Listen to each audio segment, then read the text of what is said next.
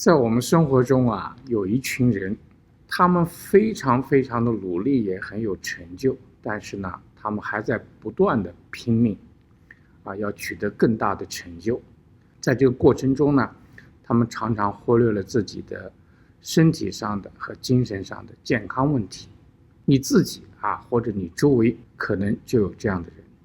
今天呢，我们就来探讨一下这样的朋友他到底有什么样的心理方面和生理方面的特点，在健康方面有什么样的风险，我们怎么样让自己又成功又健康。健康是我们最大的财富，让我们一起管好它。我是杨医师。他们第一个心理上的特征呢，就是追求完美，非常害怕失败，事情呢要做得更好更好。当然了，把事情做好是一个非常好的心理特征和人格的品质，但是呢，如果你不能控制的来追求完美的话，就会让你心生疲惫，最后呢还是不能满意。这种追求完美的背后它有一个极度的对失败的一种恐惧和对别人评价看法的一种敏感性所以呢，心理上的压力其实是非常大的。在这样一个精神压力下呢，身体会产生大量的肾上腺皮质激素，这种激素呢长期过度的分泌呢会造成高血压、高血脂、高血糖，身体的慢性炎症向心性的肥胖就是腹部的脂肪内脏脂肪增多等等。这些人常常天生呢实际上是比较瘦长的一种身体的特点，但是呢在长期的精神压力之下呢，如果再加上饮食的不健康，他们的身材呢就会受到影响。当然了，这些朋友呢常常呢也是一个非常强迫性的运动者为了保持自己的身材，他们在吃上非常的挑剔在运动上非常的过分，所以呢来保持自己的身材。不管怎么样，在你生活中你如果看到这样的朋友呢，你就知道他可能会有一些特别的健康风险。我曾经治疗过一个42岁的公司的高管，他每周工作都超过60个小时，焦虑失眠几乎成了他的日常的习惯。虽然他每天情愿不睡觉也要去健身房运动他的身体呢还是出现了各种各样的问题，特别是焦虑和抑郁情绪。这样的人呢，他实际上是有一个生物化学的背景在后面的，就是我们以前讲过的甲基化不足因为甲基化不足呢，大脑缺乏多巴胺和血清素这两种调节情绪和给他带来一种心理上满足的这样一个神经递质，因为缺乏嘛，所以他无论如何都不能够达到他满意的状态。我们通过对他进行心理治疗和营养素的调理呢，恢复他的生物化学平衡，纠正他的行为思维方式呢，他的健康呢有很大的改善，工作的效率也大大提高。这样的病人并不少见。我们很多人工作很努力我们把它叫工作狂，他几乎停不下来，总有做不完的事情在这种高压的状况下呢，身体会出现疲劳、免疫力下降胃肠道的问题等等。那么甲基化到底是一个什么问题如果一个人甲基化不足，会有什么样的表现呢？甲基化呢，它是一种生物化学过程它关系到我们 DNA 的修复、身体的解毒免疫功能以及神经递质的生成。所以呢，甲基化如果出现问题不仅对我们的大脑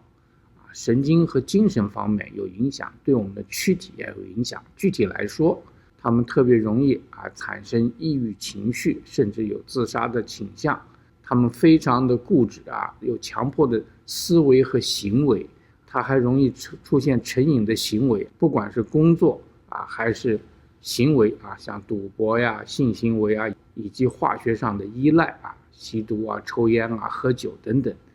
都是甲基化不足的人容易产生的问题。做这些事情不是说他道德上有什么问题，或者是他的思想品德上有什么问题，更多的呢，他试图通过这种行为呢来弥补他血清素和多巴胺不足造成的一种内心空虚、情绪低落，在生活、工作和学习中呢得不到满足的问题。当我们认识到这种先天和后天造成的基因表观问题呢，我们就可以针对他个体的情况，对他进行生物化学的调整。这里呢，我们可以用少量的药物但更多的呢是用饮食和营养素来调理。在饮食当中我们要特别重视钾基的补充这个钾基呢，常常是在健康的肉类里面像蛋氨酸，那还有一些重要的辅酶，像 B6、B12、叶酸这些呢，对甲基化功能呢都有很重要的作用。但是血清素和多巴胺不足的人这个叶酸，就是维生素9的补充要特别的小心，它会造成血清素和多巴胺功能进一步的下降这些呢就比较细节的问题呢需要专业的人士来跟你进行分析咨询和提供一个个体化的治疗方案。对于没有血清素和多巴胺不足的人来讲也就是说你的精神行为障碍不多的人，那么绿色的蔬菜、坚果、深海的鱼这些呢都非常重要。同时呢要补充锌、镁、维生素 D 和 B 族的维生素这些营养素就会防止或者减少我们情绪的不稳定，改善疲劳防止免疫力下降营养的治疗对他们来讲是比药物更为重要。这类朋友大部分呢都比较有成就实际上呢甲基化不足在我们的专业人士当中是非常普遍的，医生、律师、科学家企业家、政治家都有很多甲基化不足的人。因为呢生物化学特点呢决定了他的性格特征特别的努力，特别的玩命特别的较劲，特别的认真，也特别的坚持或者说固执这些呢都会是他们成功的因素。但是呢同时呢他们的健康风险也很大这些人呢在我们精神科的这个自杀的这个排名当中都是很靠前的职业人士。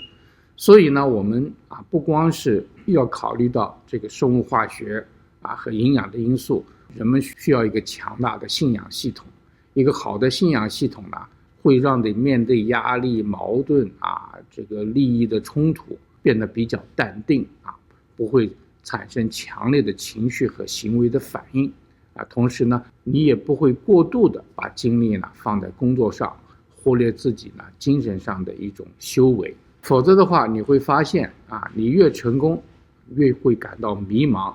越会感到焦虑，越会觉得失去了生活的意义。所以呢找到一个信仰和精神支柱呢对保持我们内心的平静呢非常重要。所以我们思维健康总是要强调第4维的健康，也就是我们信仰的健康。如果您发现自己有一些完美主义和过度成就的倾向呢，也记得多关注一下自己的饮食、营养和生活方式，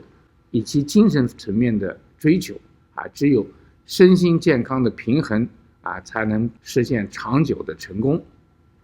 感谢大家观看我们今天的节目，如果您在这方面有什么问题、体验和高见，请在留言区跟我们分享。